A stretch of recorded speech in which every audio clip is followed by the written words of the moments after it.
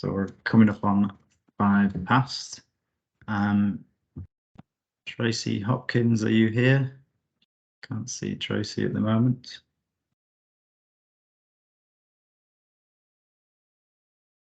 Is that a nod, Angela?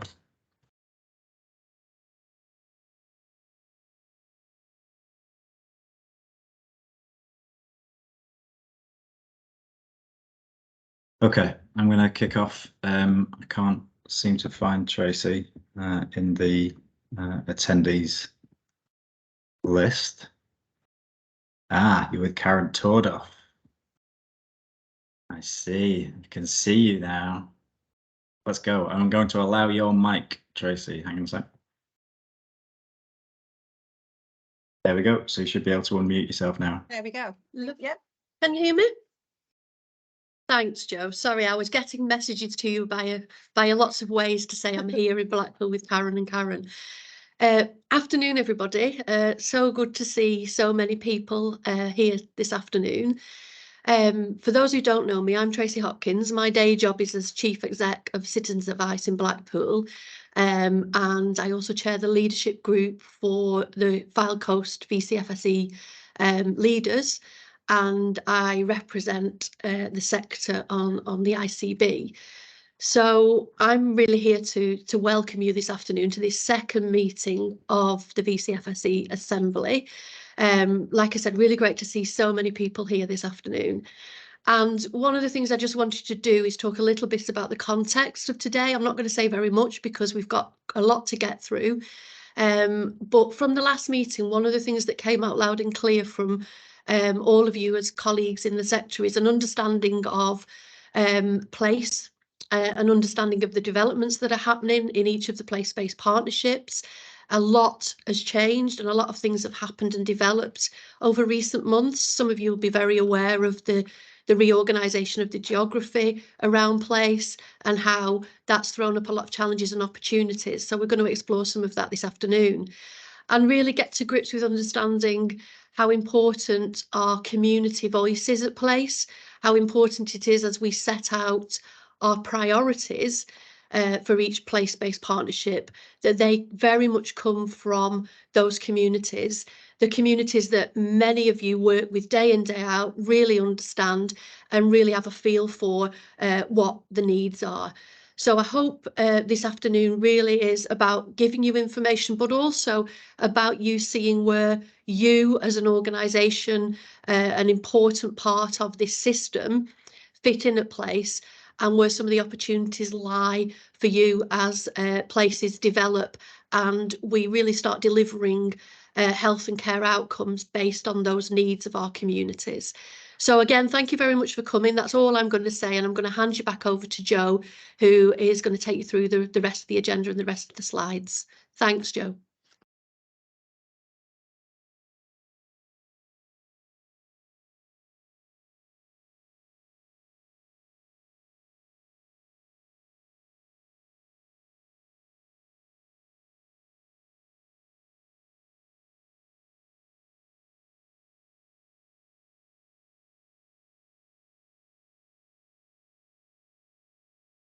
Okay, so that didn't work. Always the tech, isn't it? Give me a sec.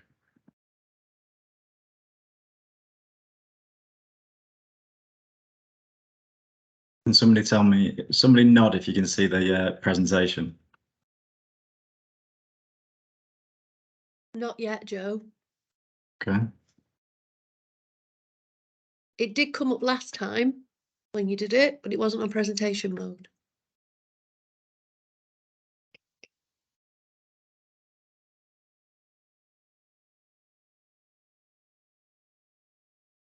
Obviously not working. Can you see it now? That looks like a lot of nods. Okay, so that's good. Try and get it onto presenter mode. There we go. That looks better. Okay. So today's session plan, we've just had the introduction and welcome from Tracy, and now we're just a quick reminder. I'm not going to click on the link for fear of it not working again, but the Healthier Lancashire and South Cumbria has a place for voluntary sector news and updates, and that has we are on there alongside with level pegging with the Integrated Care Board, the Integrated Care Partnership, the Provider Collaborative and others. So the session is a reminder for that, because it's how the mains com channel that we're going to be using for the voluntary sector assembly going forward. So the first thing we're going to be doing is going through our place groups with each current Alliance Place lead. That'll be 2 minutes each for West Lancashire, Pennine, Fylde Coast, Central and Morecambe Bay, the old or previous place footprints. Then we'll be going on to a little bit about what decisions need to be made to progress with 4 places and delivery units. Introduction from Warren Escadale from Voluntary Sector Northwest, possibly Tom Jackson, around a support offer to those place groups for the future. And then we'll be moving into the meat of the agenda, which is the Integrated Care Board place narrative and detail for place, led by Karen Smith and the ICB Place Leads. Finally, we're going to next steps together, a key part of this, which is essentially so what. These are the place-based groups. How's the voluntary sector going to be embedded with the place partnerships, the key relationships and processes, and then suggest dates for the next meeting. Okay, so the current place groups, we will be going to Greg Mitten first to end the slideshow to unmute Greg. Just give me 1 second.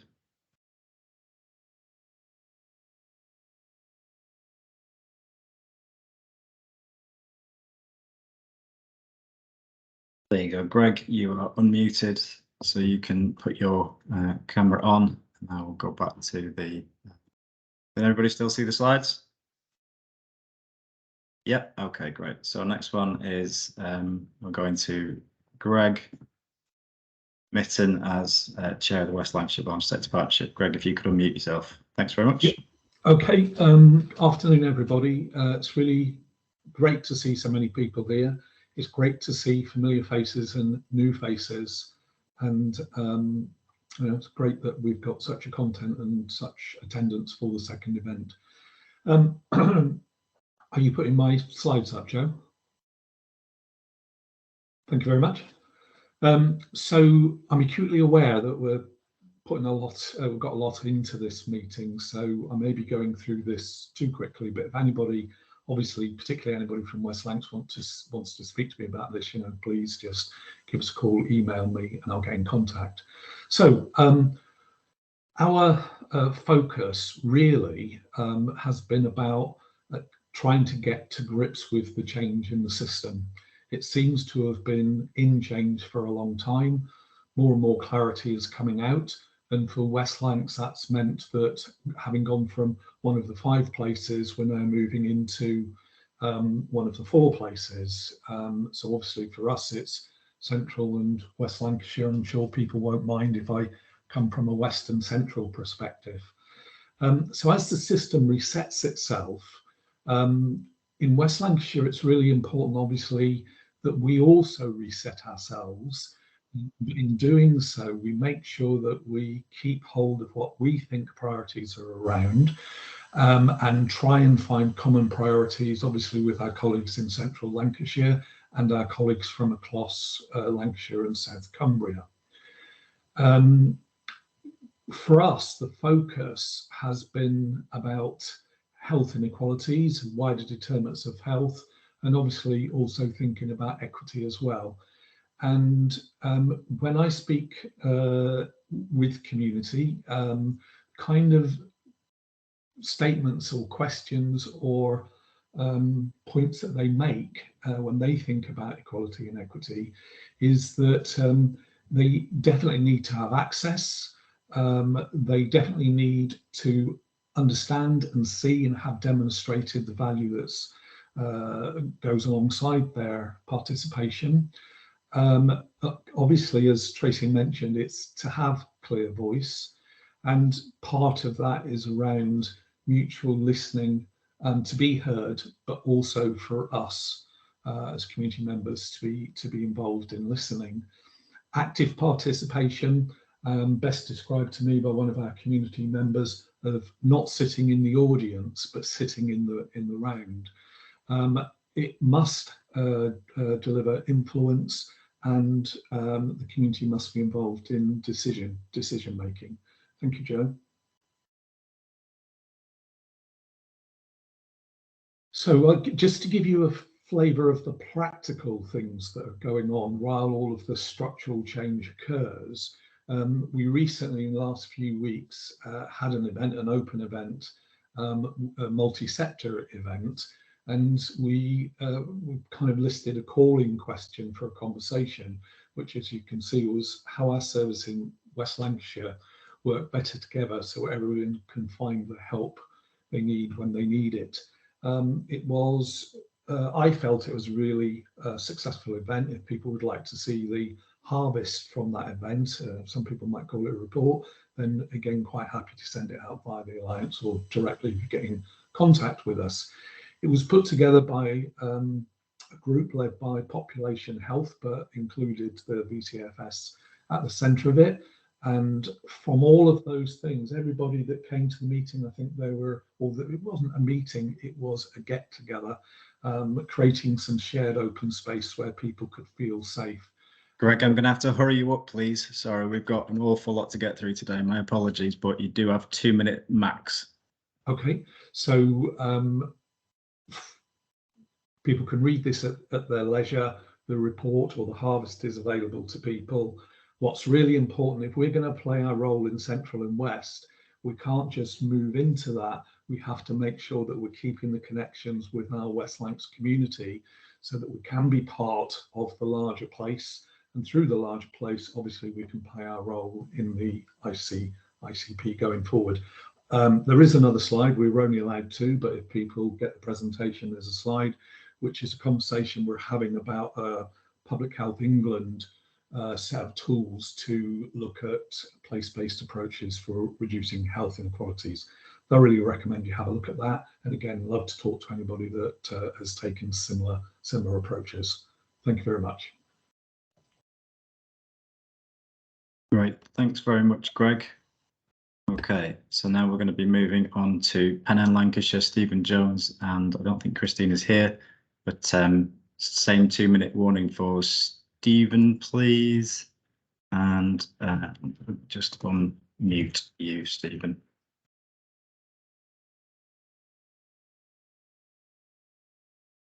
There you go. Go ahead, Stephen. You should be able to speak now.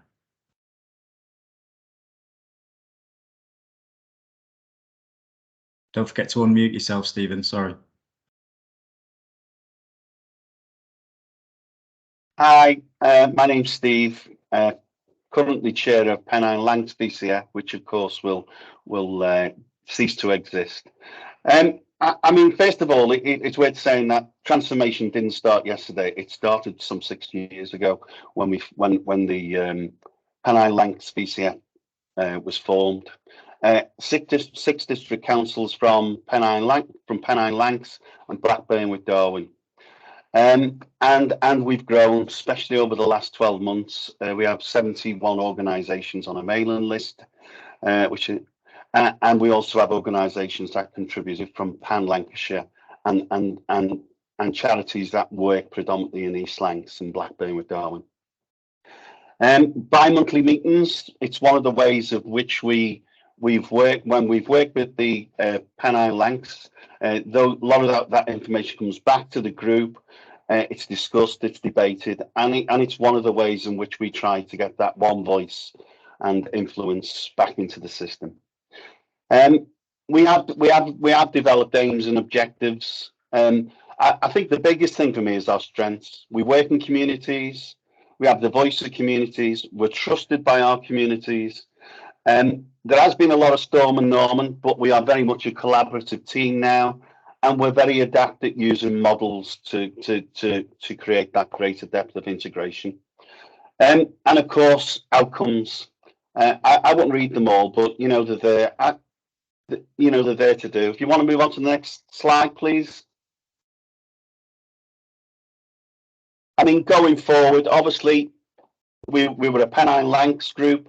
Now we're going to break into two. We're going to have East Lancashire, and we're going to have Blackburn with Darwen. East Lancashire being part of the Lancashire Place-Based Partnership, but because of its size, they are going to have what's known as delivery units, and Jackie Moran is the lead on that. We've already had a series of meetings. Certainly within East Lancashire, there's been VCF meetings, and there's also been district council meetings where they've brought them and the VCF together. The outcomes of that, obviously local priorities, all based on what the data says, draft plan, and also asking about how do we engage, how do district councils and the ICB engage with the VCF. So the way that's going to happen is the priorities is that VCF will link in with the district councils, with the health and wellbeing partnerships, and report into the health and wellbeing boards. And there may be a possibility that a district VCF leads will form in East Lancashire, which will hopefully feed into the alliance. Same on Blackburn, exactly the same process has been applied. And of course, there's still work to be done, but we are working in partnership with the place-based partnerships to do that. And I can only welcome it as a good thing. Issues, I think they're there to be seen. It probably applies to most areas. We need wider representation of our community leaders into the system. We need to have a transparent leadership, commitment to speaking with one voice, and that ability to communicate and share information if we want to increase that information. Transparency. Certainly leaders need the authority, the accountability, and the responsibility to act on the behalf of the area that they're working in. So it's important that governance is in place and a code of practice in which to work from. Okay. I think the biggest issue for everyone is commissioning. Sorry, I'm going to have to cut you short again. We do need to crack on. So thanks very much, Stephen. We're moving on now to Tracy Hopkins, which is for the Blackpool, Fylde and Wyre. And you're not Tracy Hopkins, are you? You're there with Karen Tordoff. So yes. Sorry. There you go. Go ahead, Tracy. Thanks, Joe. I am definitely still Tracy Hopkins. Yeah, you can move on to the next slide. I will make this brief. I just really wanted to kind of give you a state of play where we're up to across Blackpool, Wyre and Fylde with place-based developments. We do still have a leaders group that covers all of those three areas, and the plans are to stick with that at the moment. We've got around about 40 leaders involved, but there's a core of around about 12 to 15 of us who meet on a fairly regular basis, and we do have quite good representation across the whole of the VCFSE, so social enterprise and faith-based as well. I've been chair for far too long, if I'm completely honest. Oh, we've just lost my slide. Oh, there we go. And I think there is recognition that because of COVID and because of the transitions, that we are in a kind of position of almost like a holding position at the moment as we develop kind of the alliance model and work out exactly what that process of electing a new chair looks like. I've been supported really well by David Houston from Trinity Hospice, who's worked closely with me to not just develop us as a kind of leadership group, but also develop some of the work and tasks and delivery that we've done on the ground as a partnership collectively, especially during COVID. I think acknowledging that there's new geography and that although we are planning to remain as a Blackpool, Wyre and Fylde group, there will be things at place that will divide us a little bit in terms of how we reorganise ourselves on those new geographical footprints. And just to say that there's some really positive things that have come out of the working in partnership, not least things around partnerships around social prescribing and around developing better infrastructure for us across the Fylde coast in terms of our sector. So that's it for me. I didn't have to get Joe to tell me to stop talking, which is quite good. Thanks very much. Okay, the next one is, oh, it's me. So Central Lancashire Voluntary Sector Place-Based Partnership. This is just a quick demonstration of who's involved here. You will see soon on the voluntary sector web pages on the ICS website that was Tracy's timer just going off, so you were well within time there, Tracy. This will be the header on the website, so send me your logos if you want to, and we'll get those scrolling across the screen here. But these are who've been involved since 2019 in the Central Lancashire Voluntary Sector Place-Based Partnership. So it was established in 2019 with a constitution, which you can see there. There's an advisory group similar to the Fylde and Blackpool group, where there's sort of a core member, core 6 members. Manager was employed with support from Central Lancashire Place-Based Partnership, which was the previous iteration, to lead developments and be part of the Place-Based Partnership Board and other things.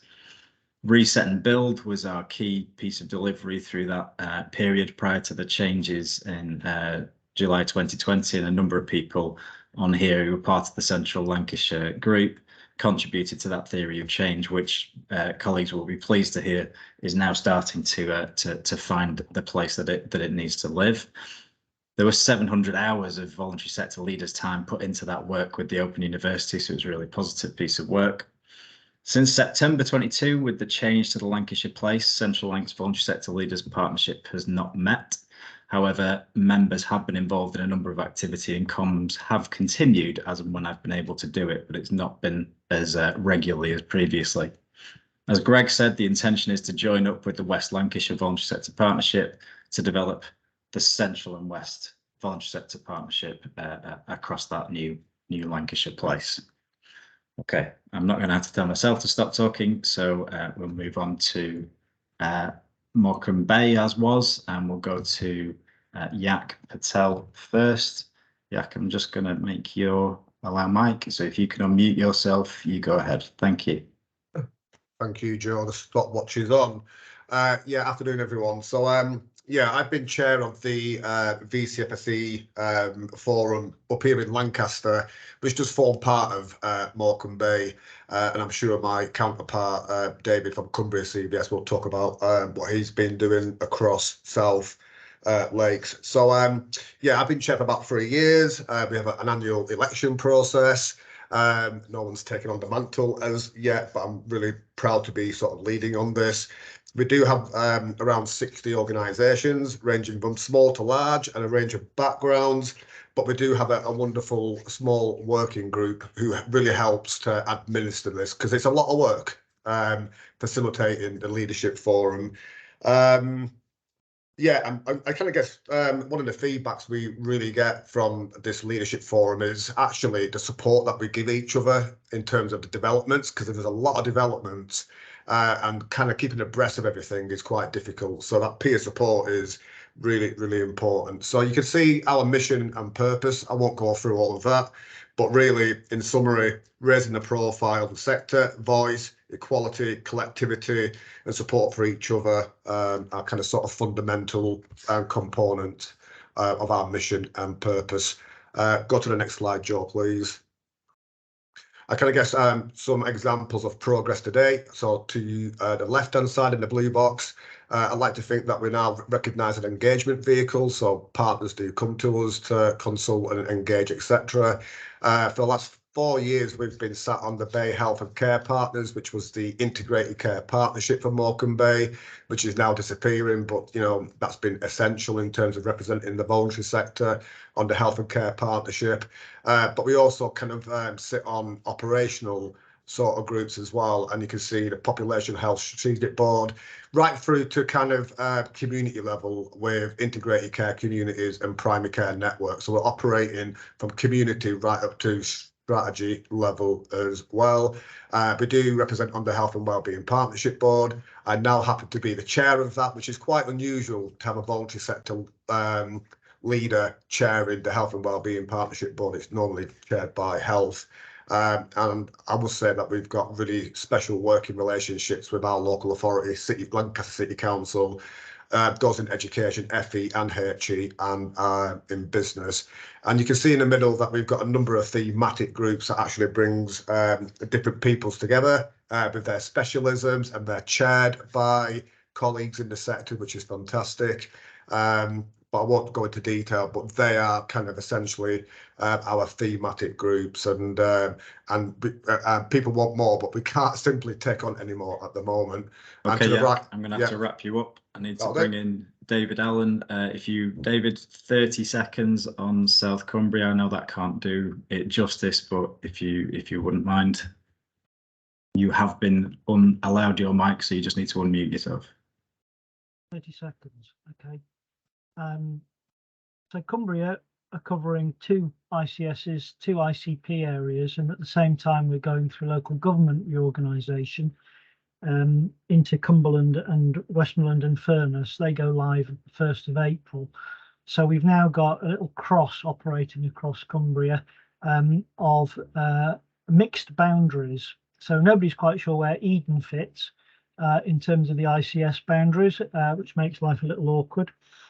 On a pan-Cumbria level, we have 600 plus voluntary organisations that are members of our Action for Health network. We run a mental health and a learning disability provider framework, and we key operate in 5 areas: strategic representation, service development and delivery, coalitions and networks, prevention programmes, and funding brokerage.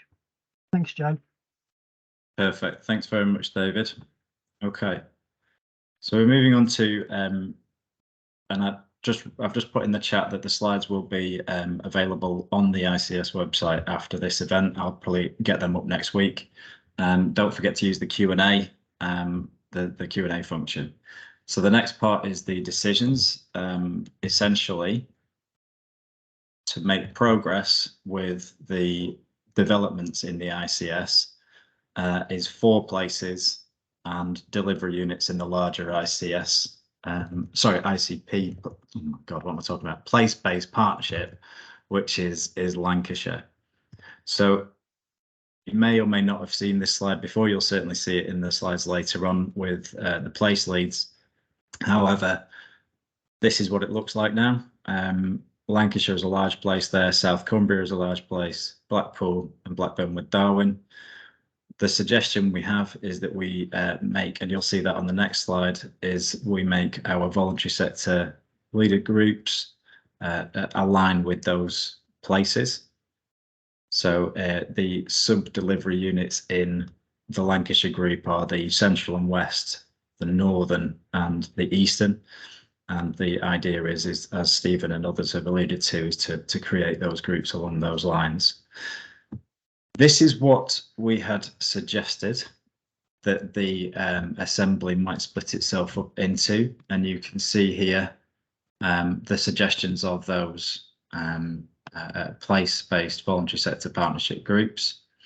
The idea being that those those groupings organise themselves into something that can delegate a leader into the Voluntary Sector Alliance, which is this part over here. And the next section on the agenda is Warren Eskdale. Warren Eskdale is from Voluntary Sector Northwest, and they have an offer to make with developing those the governance and the way that those things might work. So Warren, I've already unmuted you, so if you want to go ahead with that, I've created this slide for you. You'll be delighted to know. Thank you, Joe. I love that picture of me. It's my favourite gammon photo of myself. Thank you. So basically, we work across the Northwest, and that includes North Cumbria as well as the NHS version of the Northwest, which is Cheshire and Merseyside, Greater Manchester and Lancashire and South Cumbria, plus North Cumbria. So I was talking to Joe and to a number of the Alliance Group people saying we would like to do more. We've got an offer from our board about doing more in Lancashire and South Cumbria. What would be useful? So I think the main thing was supporting around this work. So a kind of admin and support adjunct to all the stuff that Joe delivers and runs amazingly well on his own, but supporting him with that. So there's kind of 4 areas in terms of place-based partnerships I think we were thinking about. And these aren't, you don't have to have them. If you don't like them, just ignore them. If they're useful, make the most of them. It's that kind of thing. It's not to tell you how you should do your stuff. And clearly everybody's up to different points in time with the development of their structures and the reorganisation that you're having to cope with the new places. So the first one was, if we can help with terms of reference around the place-based VCFSE partnerships, we can provide a draft template or a starting point, something to be kicked around and shot at if you've not already got something, or we could give some advice about what you might be missing with your current one. The second area was support with those things around job descriptions for chairs if you've not got one, something around representative protocols and principles of how you need to include the rest of the sector. And if people wanted any support with elections, if it would be useful to have somebody who's not part of your thing with no mind involved whatsoever supporting you to do it, let us know. So that's that kind of governance role there, it's support role. The third area was we've been working on, and clearly, you know, even in those short presentations, Greg was talking about some of this, and definitely it was coming through all those presentations, was we've been working on a matrix for what good health system and VCFSE working looks like at a place. So what the partnership needs to look like and what the delivery areas and conversations need to look like. And I think it was really interesting to hear David's 5 areas that he's working on. And I think there's a bit where we can just share learning and help build up that speed of development. The last area was we could help outline the links between what's happening at places, what's happening at ICS level, whatever that's called, what's happening with how the assembly links in, and Joe did that kind of diagram there about some of that, and about how everything links together in a smooth way, where it's felt like the accountability is to grassroots groups and those place partnerships rather than something the other way around, which we're used to dealing with from public sector partners. And I'll stop there. Thanks very much, Warren. I'm just going to stop sharing for a moment so everybody can see each other's faces. The next section of this is going to be from our present place leaders. Is Karen Smith on the call? Is she with anyone? Karen Tordoff, is she with you? I am with Karen Tordoff. Well Excellent. spotted, Joe. This is the Blackpool contingent. We've just had a place-based partnership of showing how joined up we are. Okay, I'm going to start your slides now. Thanks, Karen. Thank you very much.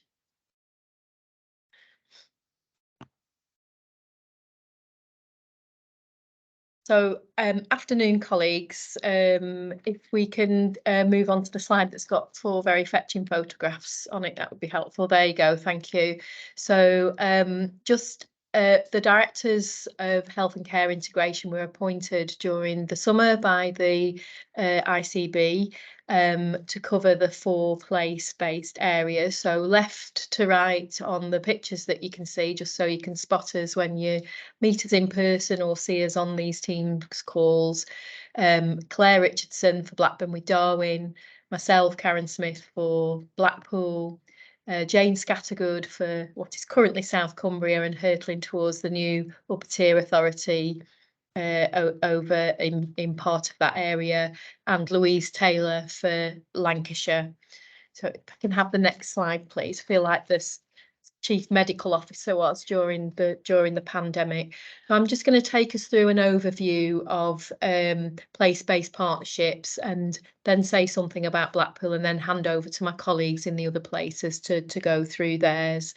But what this diagram is portraying is making sure that our residents are at the heart of what we're doing from a place-based partnership point of view, a key element of which is listening, learning and involving local people in co-producing any developments that we have, working together in planning, then delivery and transformation, and then checking how we're doing as an iterative cycle.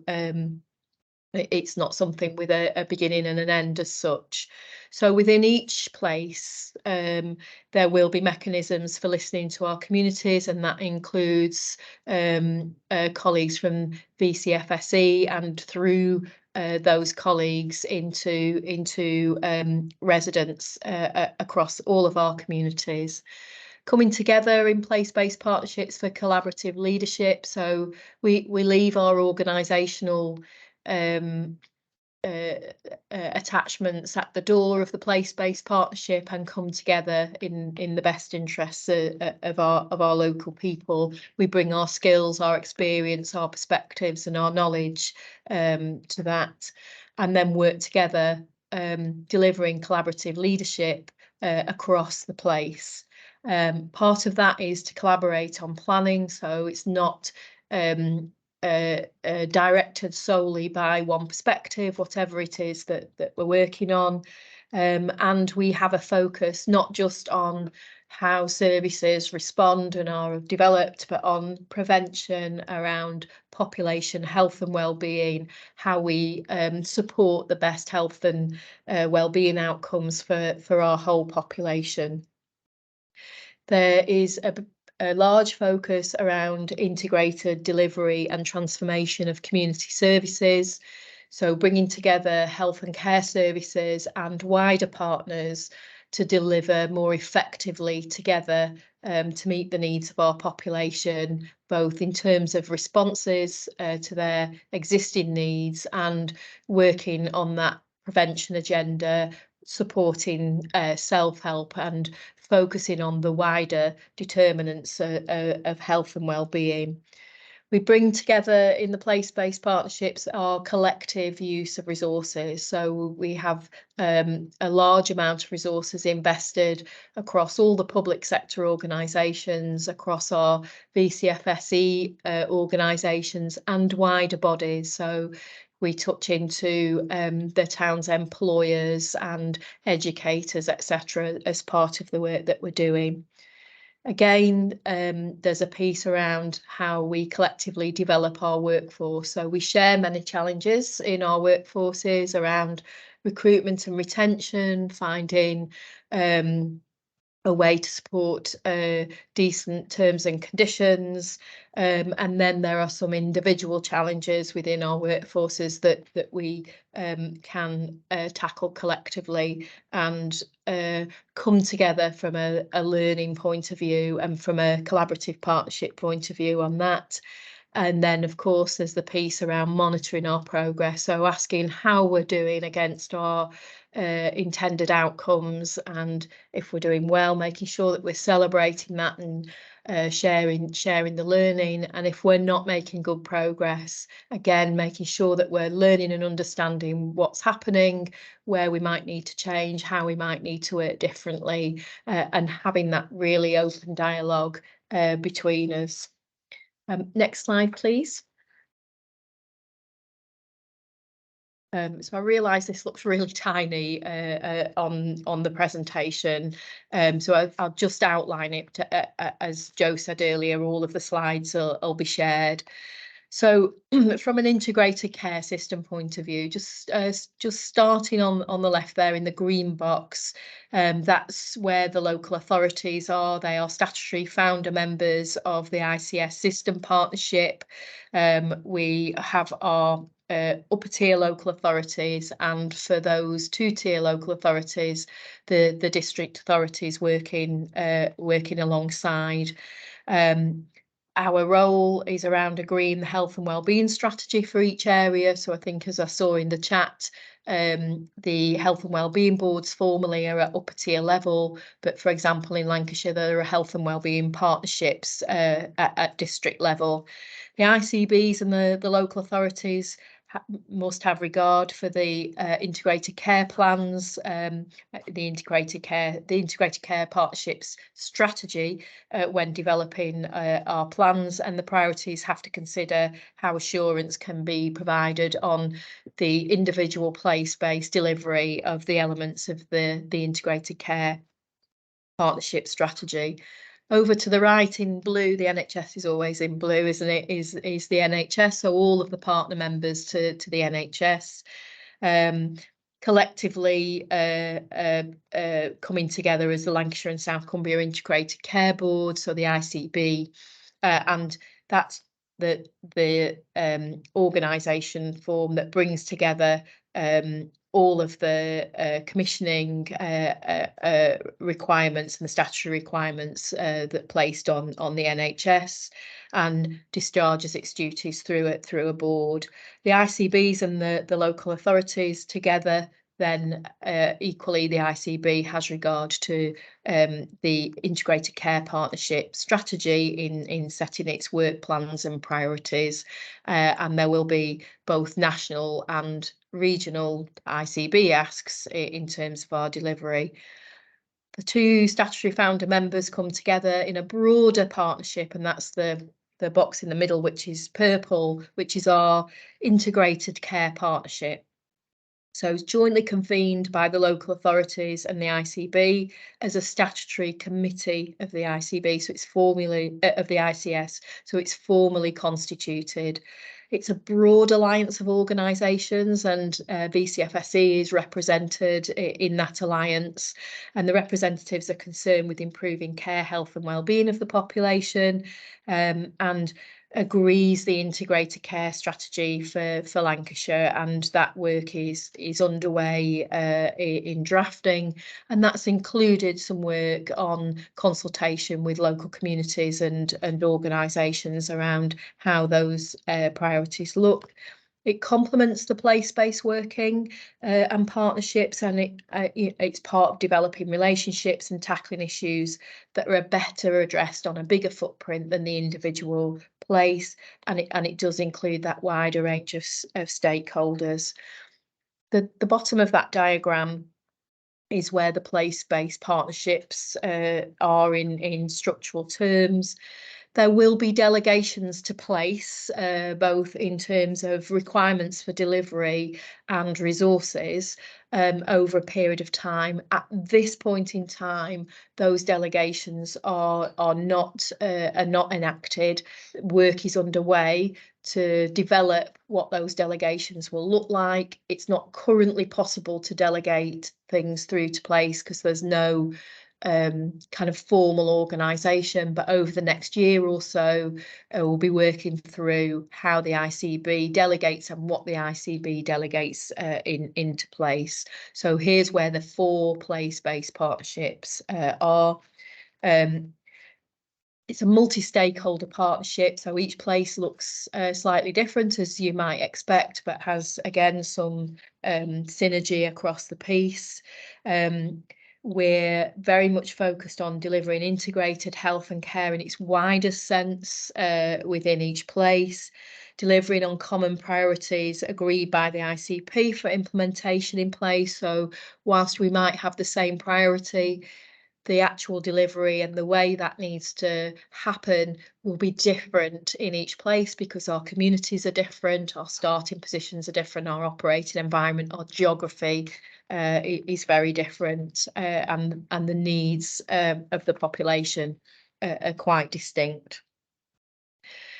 We, as part of our place-based partnerships, will be setting a small number of deliverable priorities that are local and specific to place, so very much place-directed, with clearly defined and expected outcomes, and we'll be agreeing actions and responsibilities of each partner in place.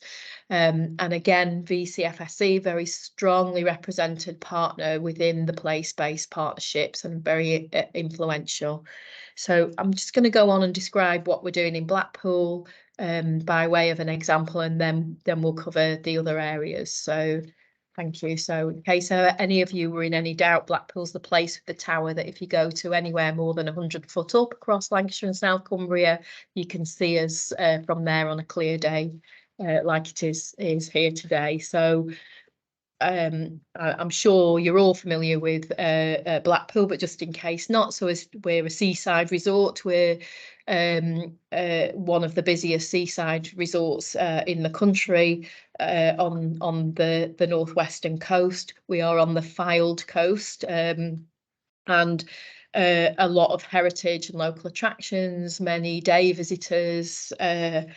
However, facing some of the most significant health challenges there are in the whole country, and the well-being of our residents is impacted significantly. So we are amongst the poorest and the most unhealthy population in the land, and suffer some of the most severe inequity in health outcomes. Our years of healthy life expectancy are significantly different to what is common for the region and what is common for the nation. And as of 2021, we're the third most densely populated area, local authority area in the northwest, and often described as all the hallmarks of a big city, but the resources of a small town. Based on recent growth rates, we're somewhere around the 140,000 population mark. Within that, we've got a shrinking younger population and a growing older population, and with the slight exception of people in the 30 to 39 age group, that's escalating over time. So we've got an aging population, and people in Blackpool become frail from 45 onwards, so they become frail earlier and don't live as long as people elsewhere. From a partnership point of view, we're part way through developing a vision for our partnership, and why we've done that is we just want to draw together the synergy of what's our purpose here, what are we trying to achieve, so that whatever actions we take, large and small, we can hold that up to a mirror that says, is this getting us closer to our ambitions for Blackpool, and to make sure that we've got a shared sense of purpose and ambition. So we're partway through the co-production of that.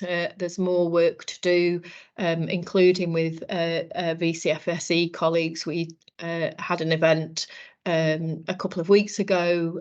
Colleagues were otherwise engaged, so Tracy and I have discussed how we're going to take that out and engage nevertheless, so that we can get that view and perspective is, and the voice is and will continue to be core to the work of Blackpool Place, both the voice of our individual population and the VCFSE sector. Thank you. We can have the next slide, please. So we've got our emerging new partnership. It's building on some solid foundations from the Fylde Coast partnership. So, you know, everything didn't stop, and we didn't start again with a whole new set of things to do. But we've carried on and worked and increasingly focused from a Blackpool perspective. And the membership governance operating models, all of those things are all in development, but we've carried on with the work of the partnership, and the voices, the people around the table are full of energy and creativity and enthusiasm, and not all of the partners committed to doing the right thing for the people of Blackpool. Some great programmes of work already underway. We've got funding from the Health Research Council, and have a co-production group, and so we're developing community researchers to really get on the ground of the impact of what we're doing, but also in understanding what needs to change and why. That's hosted by Blackpool Council in partnership with VCFSE, and that's all about finding innovative solutions, but solutions that actually meet the needs of people, based on what people say about their experiences. We're having early conversations around the draft priorities, but we're mirroring the integrated care strategy around the life course. So starting well, living well, aging well, dying well, so which gives us plenty of scope to do the right thing within any of those, and we'll have large and small programmes within that. From an alignment point of view, that we've aligned with those, and we're also refreshing the Blackpool Health and Wellbeing strategy, so we'll make sure that alignment goes through. The next slide, please. We've spent some time kind of refreshing what we already know about our communities and picking up additional feedback direct from people, and again through our VCFSE partners. In terms of the stark reality for us, of the top 10 most deprived areas in the country, we occupy 8 of those positions. So the challenge is huge, but also that means the potential and the opportunity is huge. We have a relatively disconnected population, relatively isolated. So for those with extended family, often the extended family is living some distance away, which makes it even more important that people feel connected to their communities. And the work that VCFSE does in supporting that for us is absolutely invaluable. It's not the only thing that we're doing, but it's there. We've got significant issues with complex and multiple health problems for people in Blackpool. We've got the highest rate of deaths from drug misuse, high suicide rates. We've got people with multiple and complex morbidities from things like lung disease, heart disease, etc.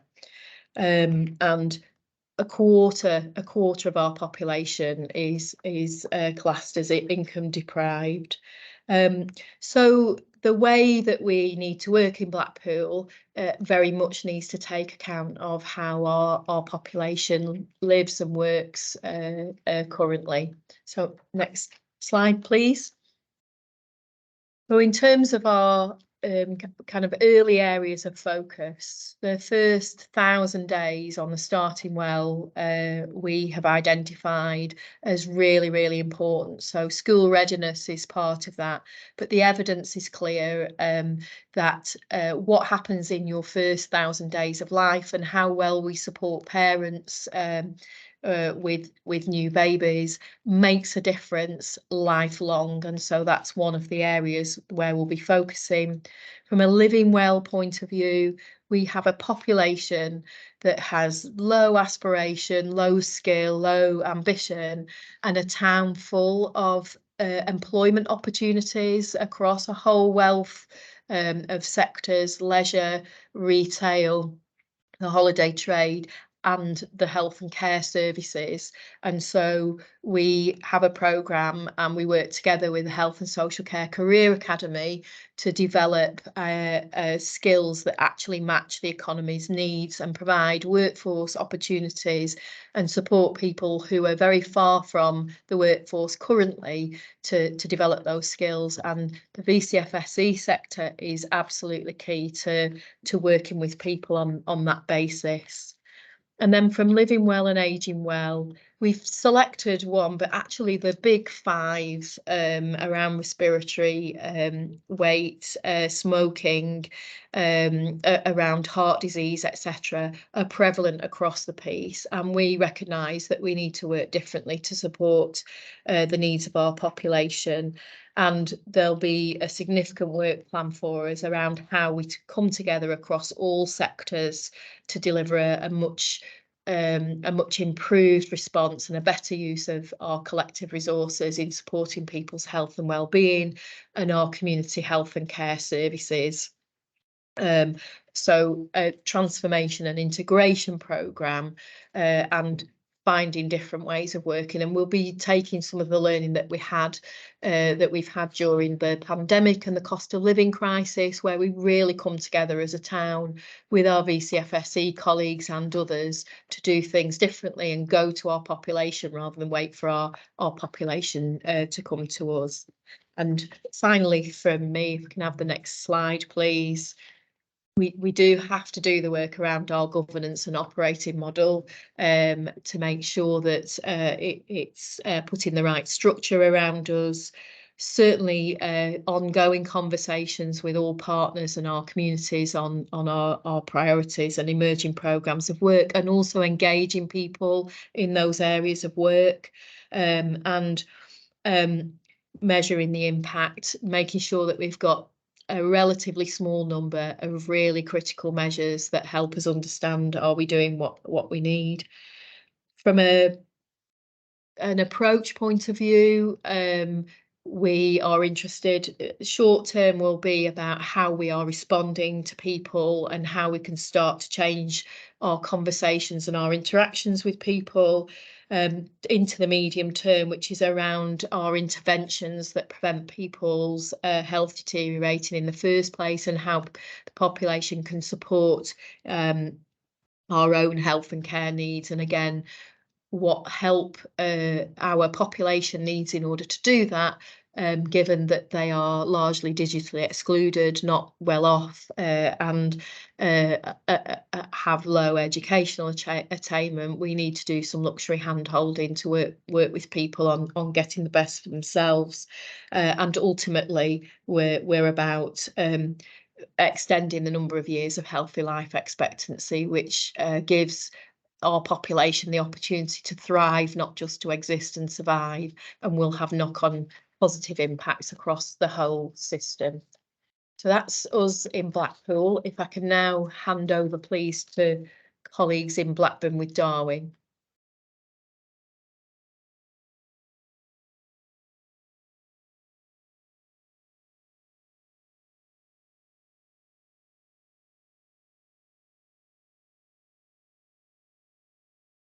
There you go, Philippa. You should be able to. Thanks, Joe. So hi everyone, I'm Philippa Cross. I'm the Place Development Lead for Blackburn with Darwen. Just to give you a bit overview of Blackburn with Darwen, for those who don't know where we are, we're right down the bottom of the Lancashire map, and we're bordering out towards Greater Manchester and Bolton as well. We have a population of about 153,000 people. It changes on a daily basis, but within that we have high concentrations, percentages of children and young people, quite significantly higher than the national average, and also high concentrations of Black and minority ethnic communities as well. And just to put that into context, somebody said to me the other day that within one of our primary schools there's over 20 different languages spoken now, so real diversity of communities. We suffer with very similar health inequalities to Blackpool, and I think quite often we vie for top or bottom position on a number of those. So we have real high levels of long-term conditions, people living in deprivation, high levels of ill health as well, and also mental health, and that cuts right across all our population age groups. We also have a tower. It's not quite as impressive as Blackpool. It's a bit smaller, but it's over in Darwen Way.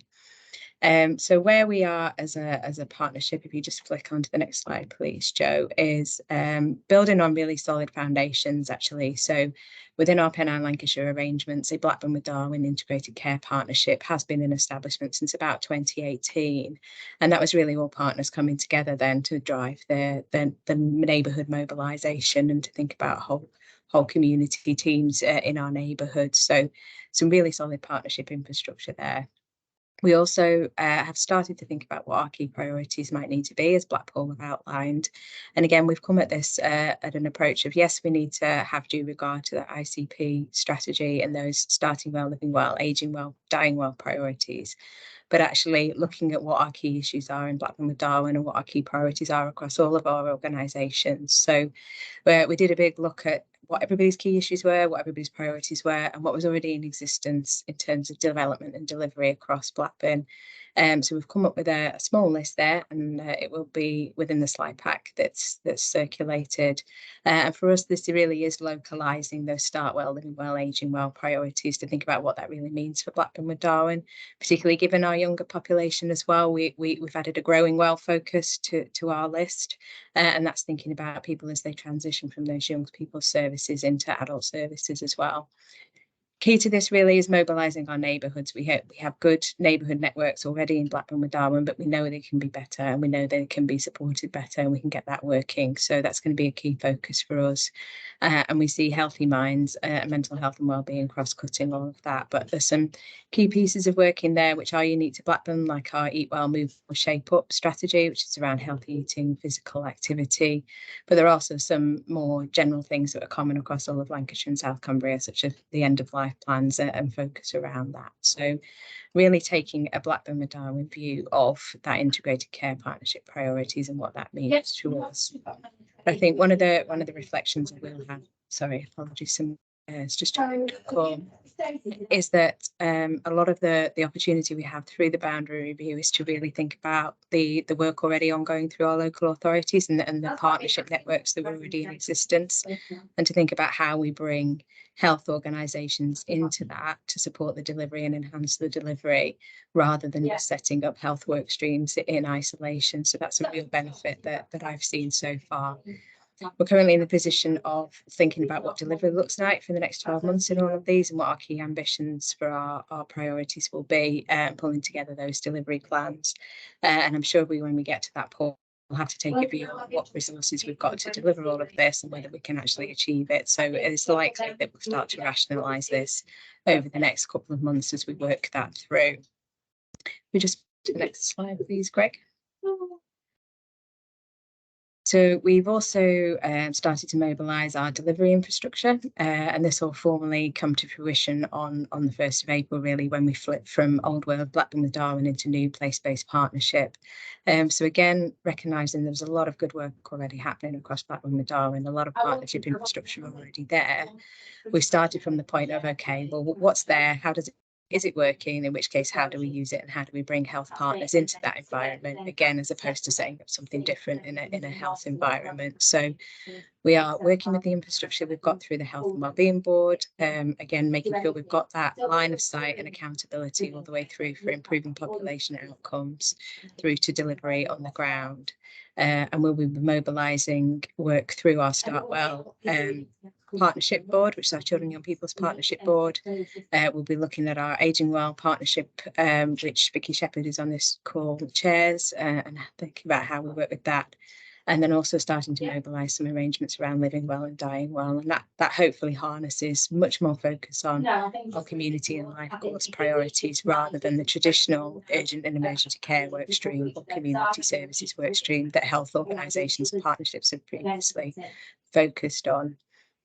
Central to all of that, obviously, is our neighbourhoods, because that's where people live. That's where our elected members are working quite proactively with their communities, and that's the infrastructure that we want to build around. So we will be taking forward the neighbourhood delivery, and we see co-production. Sorry about the background noise. That community co-production and voluntary sector throughout all of this. We need to agree how best we're going to do that, and how best we work with the assets already in the voluntary sector and our local authorities. But actually, we see that's critical to everything we do going forward, and we'll be working on plans for that shortly. So we just move on to the next slide, which we're up to with our voluntary sector conversations, which have been very positive so far. So Stephen's given you an overview of where we have been in terms of our relationships and our infrastructure. This is more of an overview now of where we're going. So we held a session at the end of January with a lot of our voluntary sector colleagues to think about what was their ambition for engagement with it as a place-based partnership moving forward. What would that look like for them? But also learning lessons from what has worked and hasn't worked previously, and what we wanted to do going forward. So a really great session, a lot of enthusiasm in the room. And some key agreements there, which were that we would be establishing a BWD Voluntary Sector Alliance moving forward, and that will be a key voice across Blackburn with Darwen, but also up into your group here as well. That we would work with that alliance to make sure that we've got that relevant representation through all the delivery infrastructure, and getting the right people in the right place, and thinking about how we facilitate that and support that, to make sure we have voluntary sector throughout absolutely everything that we're doing, and shaping that direction moving forward. We've agreed to look at those role descriptions. So we had lots of information, lots of really good discussions around skills, and again, getting those right people in the right place to do the right thing. So we'll be working collectively on that and supporting the sector as much as we can with that. And it's good to hear from Warren that there's some good practice already there that we might be able to use to support that work. But I think also what we heard really clearly is that we need to, as a system, be really clear about what these groups are here to do, what's the role of the group, and then that would really help people say whether they've got the skills to be involved with that. So it's a bit of work we all need to do together on that. And that there's quite a lot of support requests that came out of our discussion, which I'll talk through in a second. And we committed to working with the Lancashire Alliance to see what we can do collectively around that moving forward. So in terms of those support discussions, some really constructive conversations around this to think about what we can do. So I've themed these together really into infrastructure costs and learning and development. Infrastructure, there were suggestions around a digital platform that we could post meeting details on and people would be able to see them, access them, provide their comments and reflections into them as needed. Sorry, apologies again.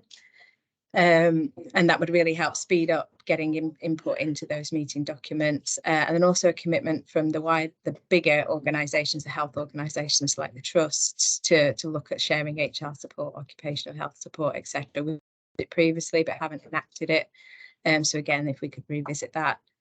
In terms of costs, people's time and their backfill, obviously there's a massive cost to all of your organisations who are supporting you to attend meetings and to look at meeting papers and to get views. So how are we backfilling that as a system? How are we supporting you and your organisations to fulfil these roles like we do with the clinical reps in the system? And again, it's not just the cost of attending the meeting, it's the administration, the prepping the agendas and seeking views as well. So that came out very clearly. And in terms of learning and development, a real recognition that actually people need help understanding the NHS. I do on a daily basis. So how can we support people to understand the NHS, how it operates? How can we support people to develop into their roles on these groups? You know, what do they need in terms of skill support? Is it coaching, mentoring? Is it formal training that they need? But anything that we're doing as a system, obviously make sure VCFSE reps are included within their ODD programs, but thinking about specific support for representatives moving forward to allow you to give your best and to get the best out of the experience as well. So we've committed to working closely and continuing to work closely and making sure that we have the sector in the right place, wherever it needs to be, shaping our delivery and our priority setting moving forward. We're hoping to get our first Alliance meeting in before the end of March, and I know a number of you on the call will be involved in that. So thank you all for your support who have helped us so far on this journey. I think it'll be really positive moving forward. I'll hand over to the next person now, Joe. Thanks, Karen. Kyle, your mic should be allowed if you want to unmute yourself. Thanks, Joe, and hi everyone. I'm Karen Kyle, Interim Place Development Lead for South Cumbria Place, and I'd firstly like to say that Jane Scattergood was really disappointed not to be here today and just wanted me to talk to colleagues around that, and also she's available for chats, so I'm going to put her and my contact details in the chat after this presentation, because I can see there's many colleagues on the call today from South Cumbria, which is absolutely brilliant. Next slide, please, Joe. So I think South Cumbria is a little bit different from the other places you just heard about. I think, and again, I've seen in the chat, within South Cumbria, we've also got local government reform, where we will see 2 new councils formed on the 1st of April, Westmorland and Furness, which is in the majority of the South Cumbria NHS boundary, and Cumberland, and also we mustn't forget the population of Bentham in North Yorkshire as well, which is part of the South Cumbria Place. So we need to really make sure that we're representative, and we want to start doing this in the right way, and to make sure that we come together as we start this journey together. And we're just at the start of that. We had our first I would say gathering of some of our partners on Thursday, but we need to make sure that we include everybody. We want to do that in the right way, and we want to do it in the right way with our South Cumbria VCFSE colleagues. Next slide, please, Joe. So as you can see there, South Cumbria in terms of geography is 800 square miles, which is a huge part of Lancashire and South Cumbria population of 1,900 square miles. So you can see it's quite a big geography, and it's a mixture of rurality, coastal, mountains, lakes, towns. So it's a huge geography and population to serve, and a very diverse community to serve as well. So it's really important that we link into each sector within the geography. Next slide, please, Joe.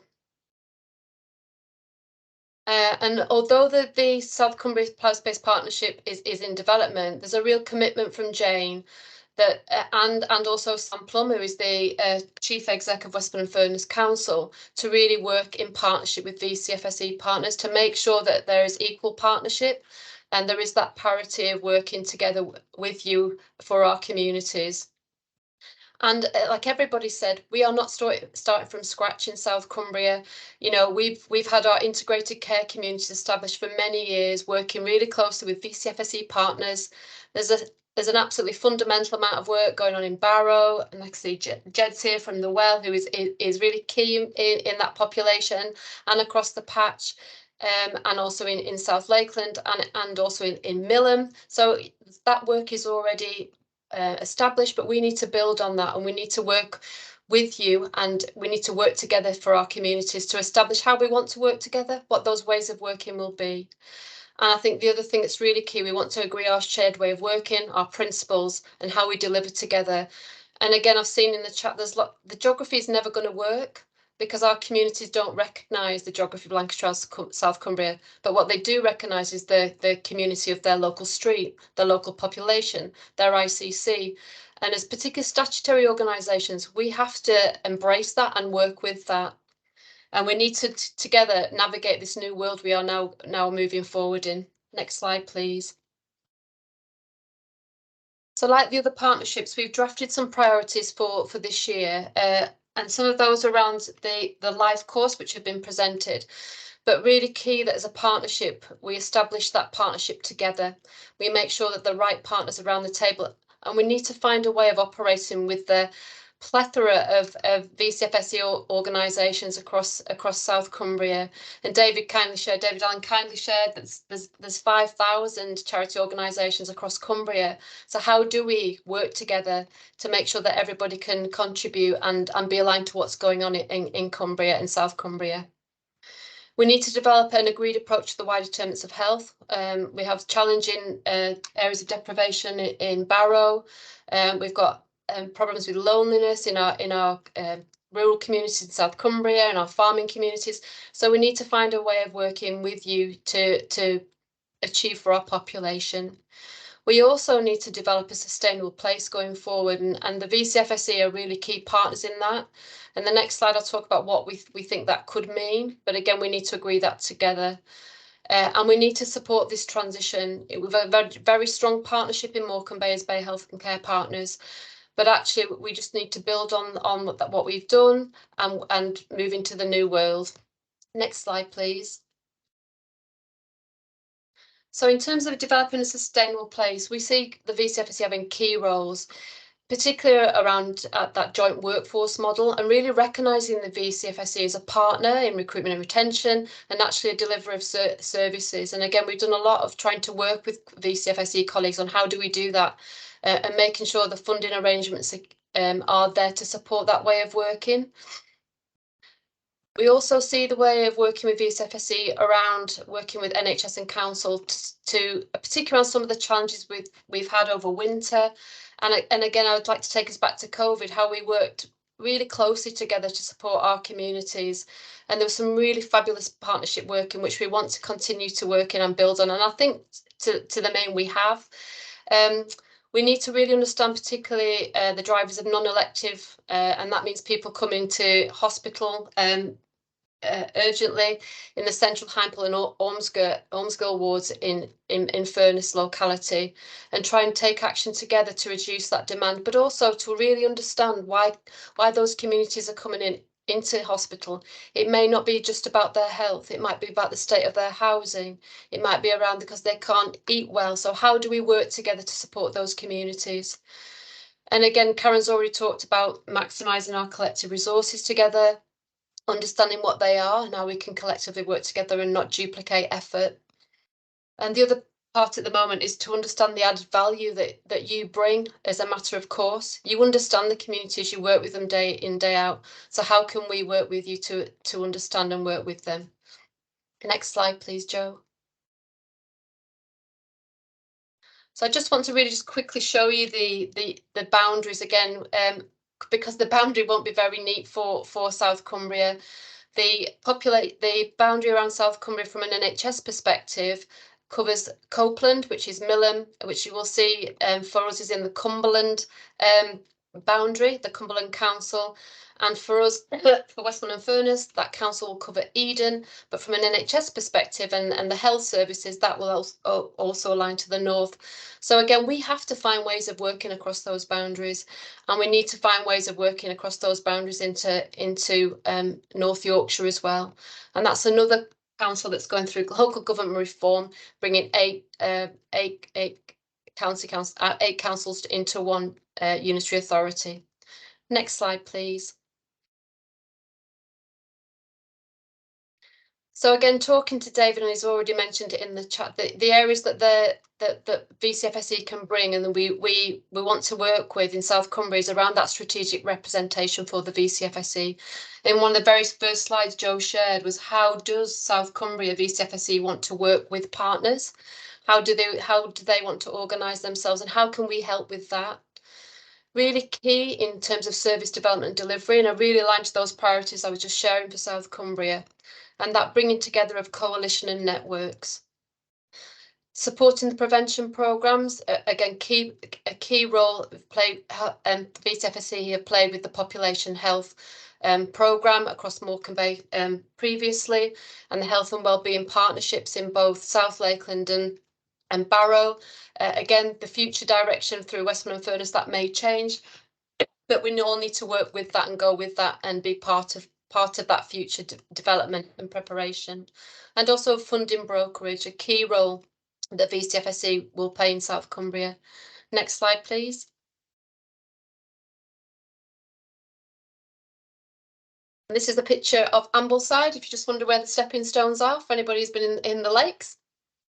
So again, we are taking baby steps really into the development of South Cumbria. We've done a lot of work. We're building on a lot of the great work that's already out there. But Jane has been appointed last summer, excuse me, tickle. We've developed our South Cumbria priorities. We had our first informal gathering of partners. And again, when I put my contact details in the chat, if you weren't involved or you want to be involved, please let us know.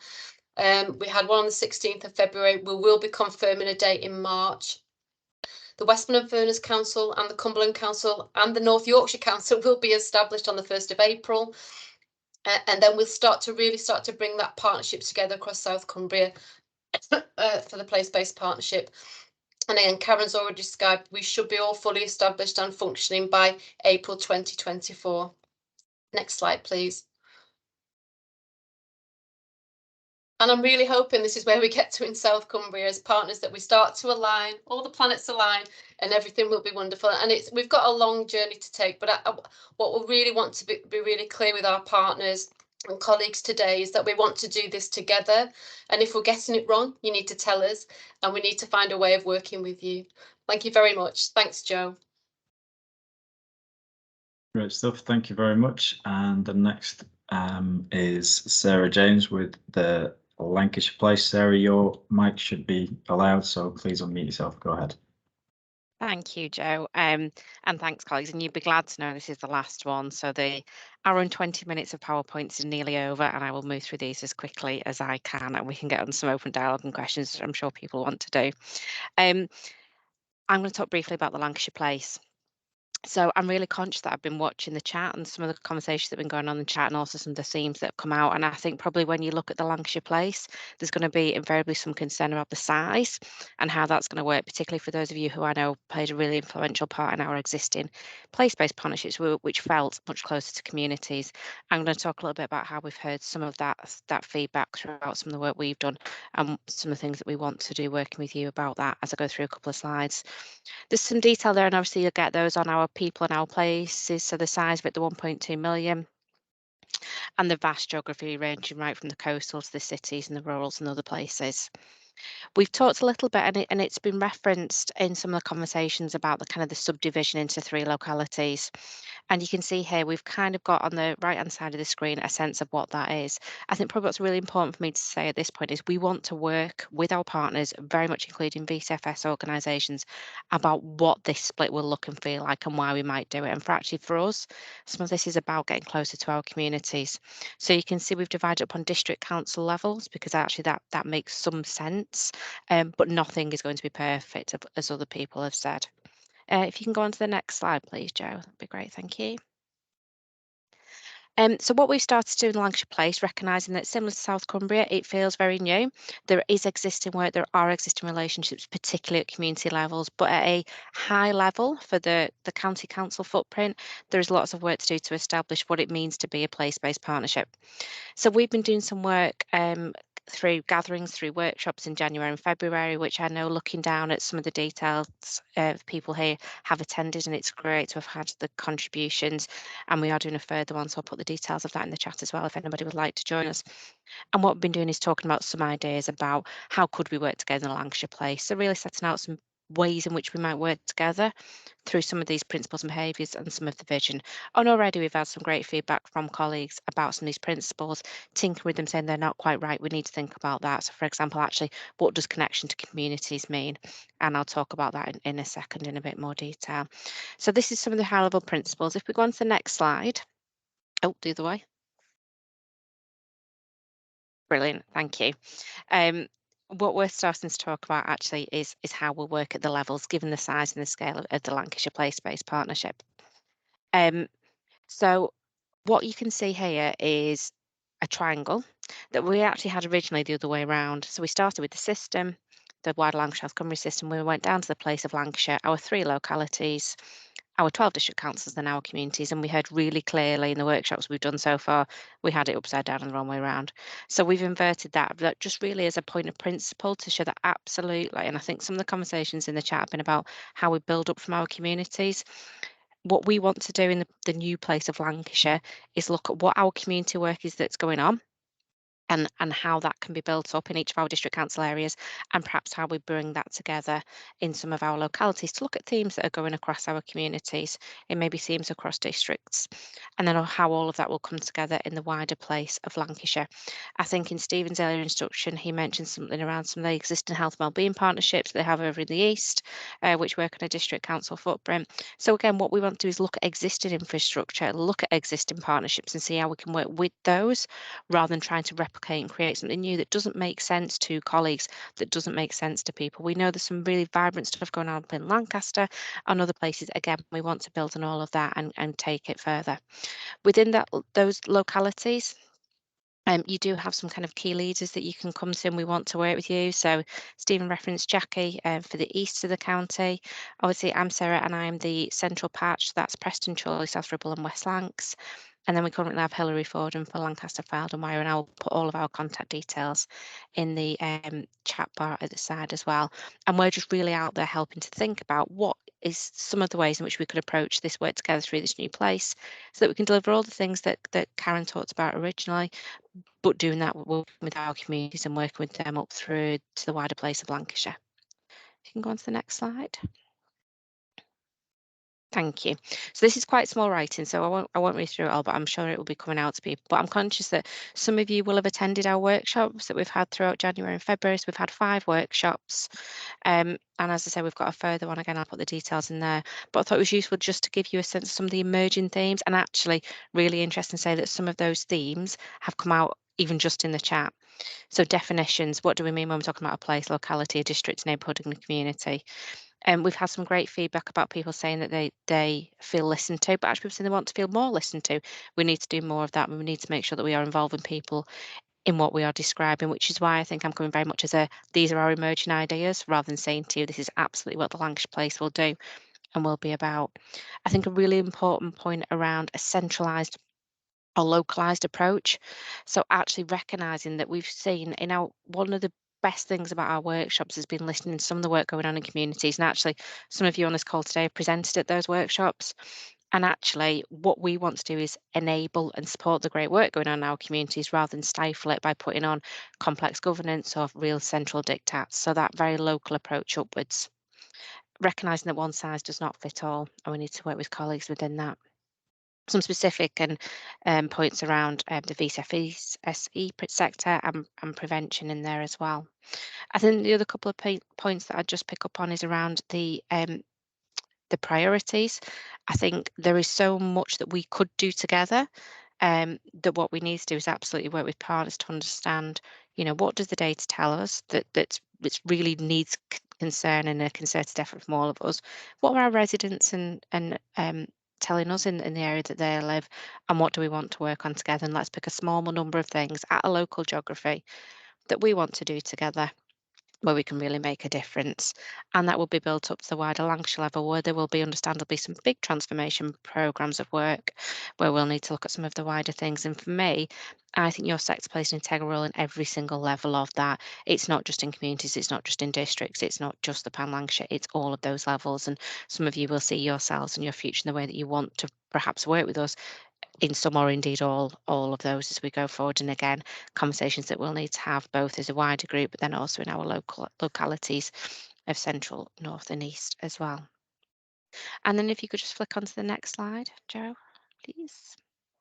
So I just wanted to give a sense of some of the draft priorities for Lancashire, so that people have a sense of some of the things that we were talking about. And again, colleagues who've been out in part of some of our emerging workshops will know that what we've done is shared the top line, which is the Lancashire Place priorities, which fits in very much with some of the things that colleagues have shared around that life course approach from starting well to living well, aging well and dying well. What we've done is took some feedback, and I admit that's from a group of people, you know, and we need to carry on that process. And certainly some of the feedback we've had around our ways of working means that we want to extend that, work with others to not say, right, the definitive point at which we want to stop hearing from people. We're continuing that process and going out and rechecking what we've heard. But the second line down says, does feedback support those as Lancashire priorities? It does. But actually, there's been some additional priorities emerging from the conversations that need to work at Pan Lancashire. So development of family hubs, which some of you will be involved in, some real things around kind of loneliness and social isolation, particularly in some of our more rural, but actually some of our city centre patches as well. And then some additional priorities emerging from the feedback that may be unique to a particular area. So, you know, kind of for my area in Preston, rough sleeping is absolutely something there that a really good partnership approach would be useful, and different things across the patch for people in that as well. So this is how we are starting to take some of the feedback, listen to it and redefine some of the things that we need to do. There's a lot more work to do in terms of some of this, and a lot more work that we want to do with colleagues. And certainly with each of the Lancashire places, we're coming back out to people who've been involved in the workshops in our localities to say, this is what we heard, does this feel about right? What do we need to do more of? And carry on that conversation. So hopefully I've given a bit of a flavour. I am conscious of time, so I will stop talking there, Joe, and open it up for conversation. I wanted to give a bit of a flavour of some of the work that we're doing in Lancashire, but really kind of to emphasise it needs to absolutely be from the communities upwards. It needs to empower and support the work that we're doing in our communities, but also that it is emerging, it is evolving, and that we want to absolutely work with you to help us evolve that and help us get it to where it needs to be. So again, I'll just put some details in the chat as well for any follow-up conversations, conscious it's a big group. And I'll pause there, Joe. Great, thanks very much, Sarah, and thanks very much to all our presenters there. Karen Smith, if you're still around, there's an opportunity to wrap that up if you wish. However, we do have your mic should be still available for you to come back in if you wish. Speak now for reveal your piece. I think between us, we've probably said enough, haven't we? But I think what I hope is obvious is that there's a similarity of approach on a number of things, and then a difference of approach that's relevant to individual places. So that's one of the things that we were hoping to be clear on as part of our place-based approach.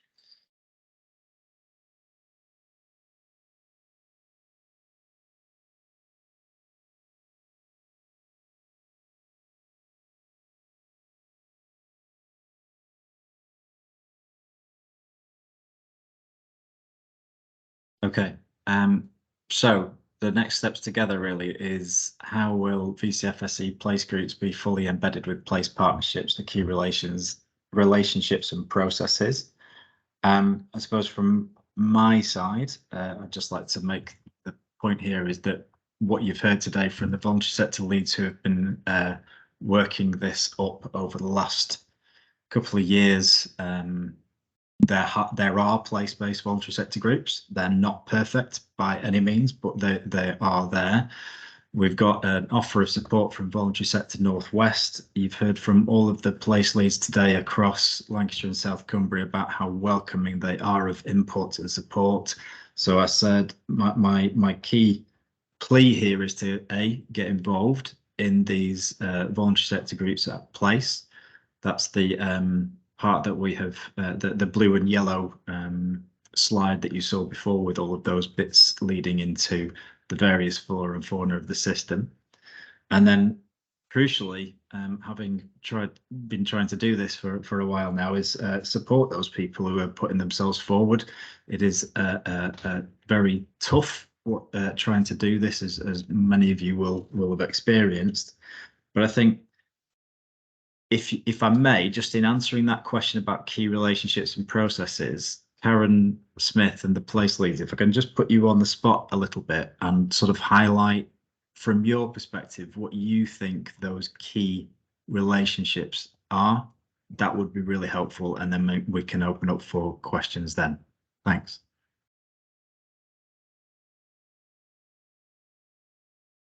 Just unmuting the mic. Thank you for that, Spot. For us, it's definitely that kind of continued input into the place-based partnership group itself, and making sure that nevertheless we don't use purely that group as our kind of source of what's the voice of the VCFSE sector, that we work through those colleagues into those place-based place-based VCFSE alliances. So there's a leadership group for Blackpool and a broader alliance too. We need to make sure that we're absolutely connected in a two-way conversation through those mechanisms. Thanks very much. Then Sarah James, then Philip Cross. Thanks, Joe. I think for me, it probably works on a number of different levels, as I kind of started to allude to my presentation. So I think there's something about influence at the highest level. So at that strategic decision-making level, actually, that level of involvement is really important. But there's also influence in terms of our communities and bringing the voices of our communities up to another level as well. But there's also, again, how we kind of support some of the thinking and the decision making right at the early stages. So I think there's a real broad spectrum. I actually think the question itself is quite interesting, because I think what we should also be asking as well is kind of what to place on from the sector is, what does the sector want from us? You know, actually, if we're really going to kind of develop and think about some of this together, it needs to be a kind of two-way street on some of that as well. So it'd be great to get some other opinions on some of that too. Thanks, Sarah. Philippa? Thanks, Joe. Yeah, and I think my comments were very similar to Sarah's. For me, the relationships are at every level, and we have to work together to foster those relationships, to make sure that everyone has the right support they need to excel in whatever situation they're in. So, and that is all the way through from those service delivery relationships, where you may be sat in a primary care team as a social prescribing link worker, all the way through to those relationships up to those decision-making bodies. Really critically for me is getting the involvement in those relationships right when we are developing those service models, so that we are hearing the voice of the sector, understanding the issues our communities face, and understanding actually what will work for our communities. And that has been the most powerful thing for me working with the sector over the years, is that insight you bring to our services. So many times you say, well, the health services designed just are not going to work for people, because you're expecting people to fit into X, Y, and Z boxes, and people don't. And the breadth that we have as a sector means that we can cater for people's diversity. And I think bringing that insight when we are shaping service proposals is even more critical than actually sitting around that decision-making table. Because if we are designing the service right from a customer perspective in the first instance, by the time it comes up for decision-making, it should be a no-brainer. So for me, it's relationships at all levels, but it's around influencing those services and that service provision, being the voice of communities and experience of all your services within that as well. So I hope really that's something we can foster all the way through everything that we do. That's great. Thank you very much. So I don't see any other hands. I can't believe we've finished this conversation, but we might have just like got ourselves back half an hour. Oh no, Greg Mitten, and then Amanda Meachin. So yes, let's go with putting hands up. That's great. Thank you, Greg. You can unmute yourself now. Thanks, Joe. Thank you for the presentations from the VCFS other areas and from our place-based leads as well. The whole thing has been really worthwhile. Just a couple of things really. It strikes me with the sincerity that each of the place-based leads has warmly spoken about the value of the VCFSE. And my experience has been exactly that, that's been presented. I was a little bit concerned, I think, along with other people, when in an earlier part of the meeting, somebody said that it might take a year or two for the ICB to get its structures right. But what's clearly recognised is whilst all that goes on, there's a danger for the VCFS sector, because we can't grow the actual HE relationship in terms of the exchange of resources to do the work that needs to be done, both structurally, but also by frontline providers.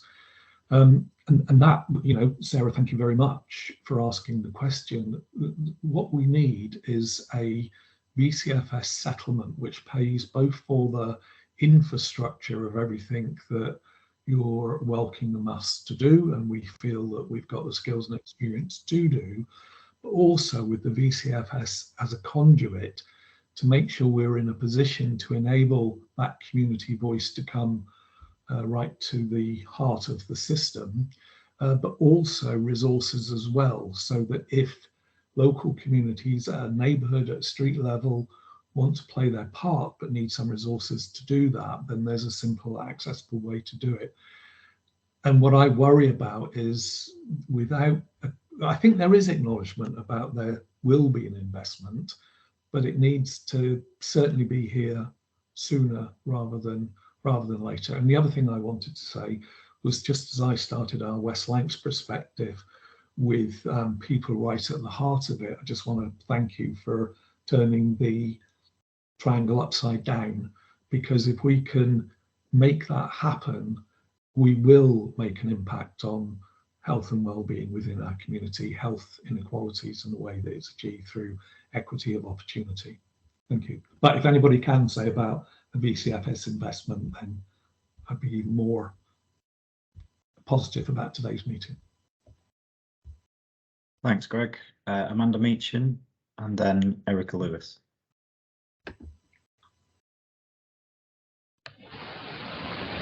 Hi, thanks very much. Really interesting presentations across all the areas. But one huge conspicuous lack of input and engagement around employment, employers, employability, enterprise, work, getting people into work, getting people work ready, the benefits of having a job. I know we're engaging now today around the NHS, but I think it's a huge part of people's ability to help themselves. And I just think it's a massive gap across all these plans. We're a third sector organisation, and I've been here for 23 years operating from Blackburn and Darwin. And our primary services are about engagement with employers, business, growing business, creating jobs, creating wealth, and getting people into those jobs, either through volunteering, upskilling, work experience. And I just think it's a huge, huge missing area out of all these plans. I don't want to sound negative, but I just think it's glaringly, it's just so conspicuous in my eyes. Okay, thanks, Amanda. Erica. Thanks, Joe. I think Amanda makes a lovely point. I mean, I know lots of people at the moment are talking about Michael Marmot's report, and obviously he did a refresh for Lancashire and the social determinants of health. And I think it's an exciting thing that people are talking about in the NHS about the idea of, how do we actually stop people needing a hospital by kind of improving their health upstream, which is very much about having a job, getting an education, feeling connected to your community, 5 ways to wellbeing and all of that kind of stuff. So that bigger approach. So I am autistic. In my brain, all of these things join up really quickly, and I need to try not to dump all of those connections on you in one solid burst. So I'll try to rein that back in. But so all of these things are connected. And I think we need to keep thinking about how we most sensibly have those conversations so that we go to as few meetings as possible while making as many connections and as much progress as possible. Because, Yak and I were in a meeting together yesterday and a meeting together today, and several other people. But what I came on to say was, I still think that, and it picks up on Amanda's point, because that idea of, if these are going to be kind of fundamental building blocks of how we fix our broken systems in order to ensure that our communities and our people get the best start they can and start well, live well, die well, then we really need to get those geographies right. And I really can't I'm really stuck on the idea that it appears that unitary and upper tier boundaries were sacrosanct, and regardless of how much or how little sense they made in terms of having similar sized areas or matching or reflecting actual communities or actually functioning economic areas or anything else, we decided we had to have somewhere we decided that it was most important to have Lancashire, Cumbria, Blackpool, Blackburn with Darwin. And I sit on the Lancashire Health and Adult Social Care Scrutiny Board. There's no Cumbria voice on there. So when we are talking about the Lancashire and South Cumbria ICB, ICP, whatever we're talking about there, because we are often talking about Lancashire and South Cumbria stuff, there is no South Cumbria person there in the room. And the areas that we were talking about, Lancashire being cut into this time, only 3 of those are routinely represented because the nominees come from Lancashire district leaders and they send 3, not 4. And the one that doesn't normally get a representative is Lancaster. So that means that there isn't a democratically elected representative.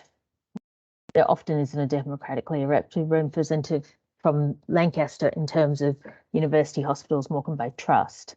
So I just think, and there's always been this odd thing about how much is the NHS democratically accountable. And I'm just not sure that we've got the geographies right. And I know we're some way into this process, but it just feels that deciding that we had to stick with upper tiers and unitaries is good for upper tiers and unitaries and their organisation, but I'm not sure it's good for our residents.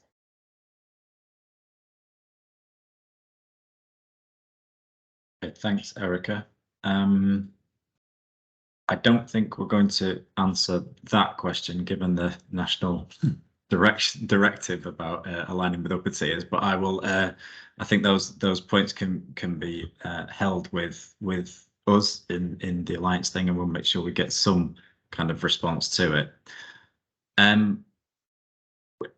Ursula, you can have 2 minutes. Where are you, Ursula? Allow mic. Go ahead, Ursula.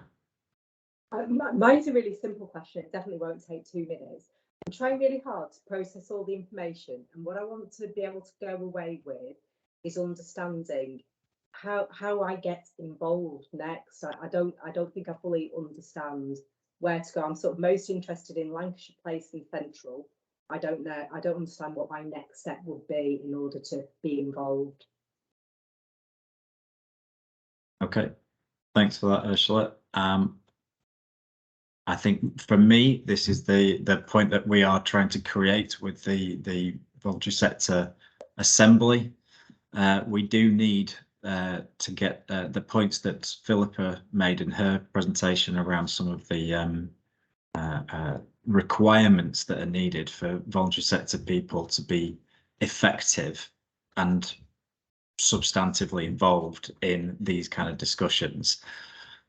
Those are the things that this program with the ICB is trying to create, not quite out of thin air, but that's the trajectory we're on. So essentially what we're hoping for and what we're aiming for, I need to put it in much confident terms than that, is 4 place-based voluntary sector partnerships aligning with what the new geography of our ICS, that would be in the large Lancashire place. It would also align with the 3 delivery units.